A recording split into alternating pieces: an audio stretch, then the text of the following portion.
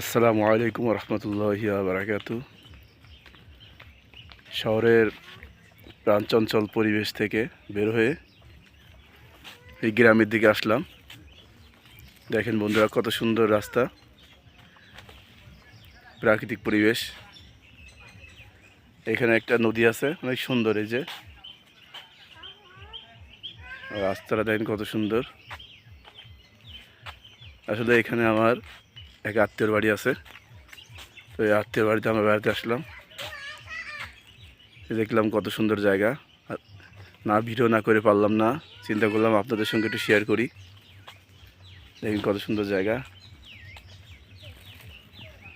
সামনের দিকে হাঁটা যাক। এখানে একটা বট গাছ আছে, বিশাল একটা বট গাছ।